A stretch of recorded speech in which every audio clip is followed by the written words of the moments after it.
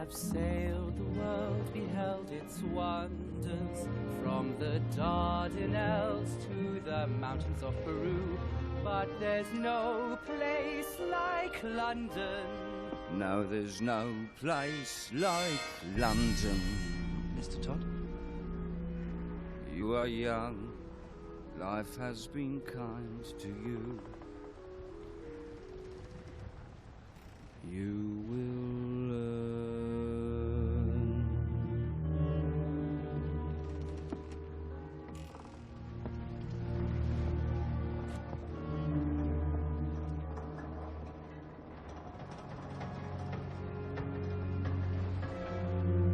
There's a hole in the world like a great black pit, and the vermin of the world inhabit it, and its morals aren't worth what a pig could spit, and it goes by the name of London.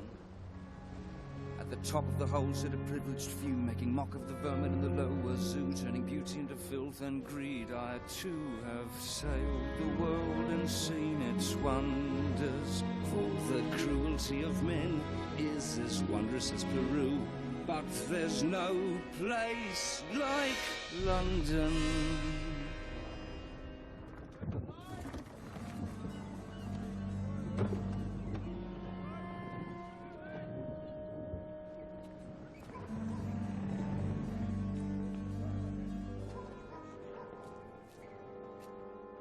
Is everything all right, Mr. Todd?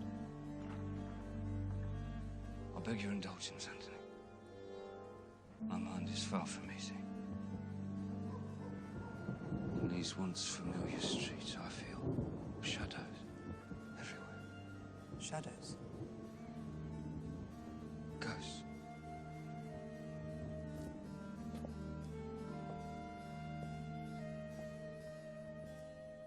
There was a barber and his wife, and she was beautiful. A foolish barber and his wife, she was his reason and his life, and she was beautiful, and she was virtuous, and he was naive.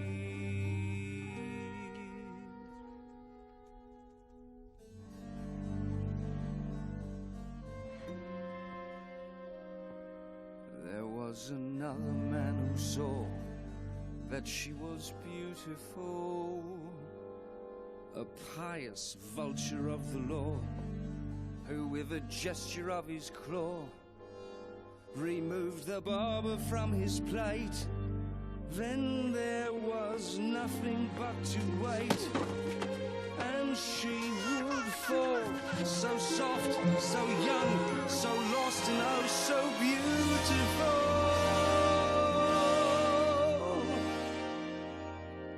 And the lady, sir, did she succumb? Oh, that was many years ago. I doubt if anyone would know.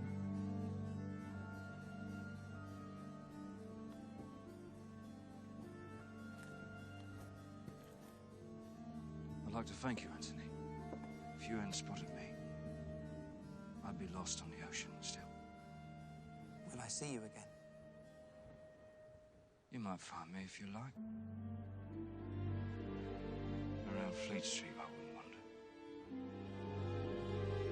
Until then, my friend.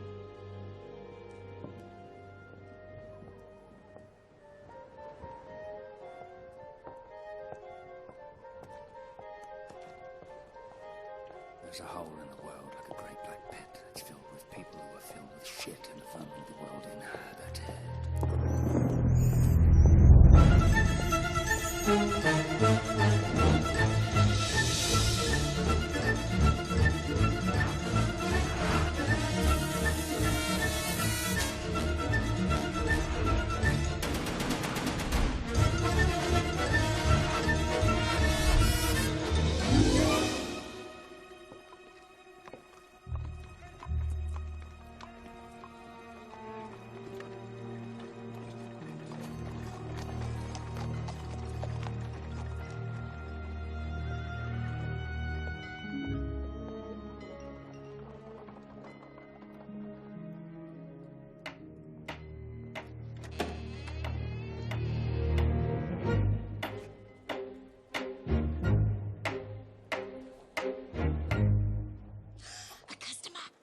What's your rush? What's your hurry?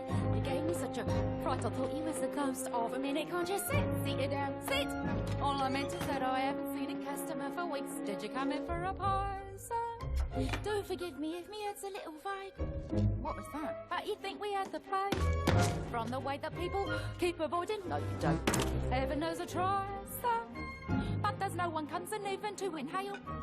Right you are, so would you like a drop of ale? Mind you, I can hardly blame them.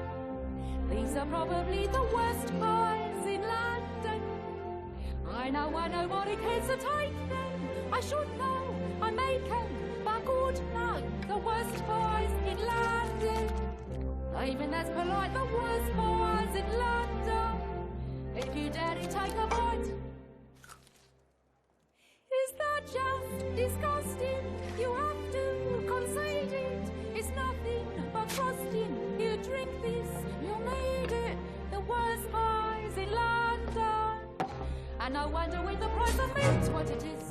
When you get it, never thought I'd live to see the day. Many think it was a treat for them poor animals. What are dying in the street? Mrs. Mooney has a pie shop. Does her business, but I noticed something weird. Lately all her neighbours' cats had disappeared. Have to hand it to her, what a course. Enterprise, popping pussies into pies. Wouldn't do in my shop. Just the thought of it's enough to make you sick. And I'm telling you, them pussycats is quick. No denying times is hard, sir. Even harder than the worst pies in London. Only Lord and nothing more, is that just revolting or greasy and gritty? It looks like it's molting and tastes like, well, pity a woman alone with limited wind and the worst pies in London. Ah, sir, times is hard. Times is hard.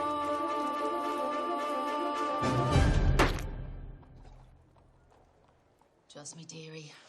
It's going to take a lot more than ale to wash that taste out. Come with me. We'll get you a nice tumbler of gin, hey?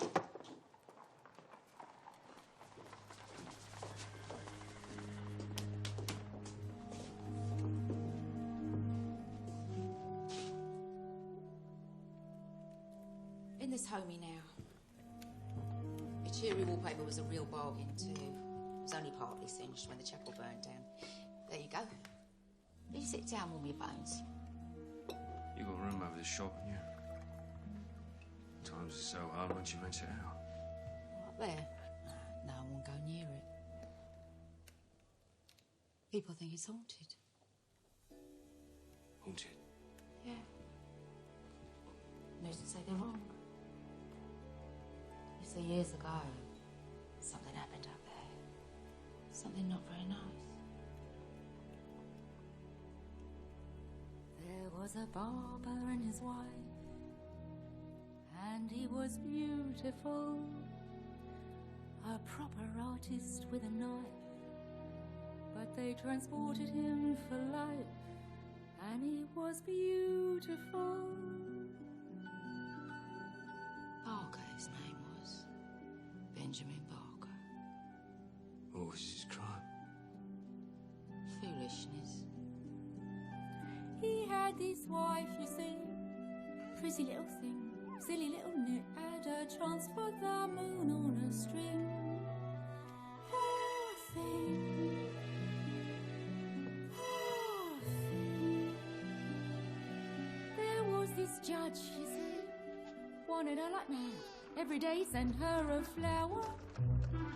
But did she come down from a tower? Sat up there and sobbed by the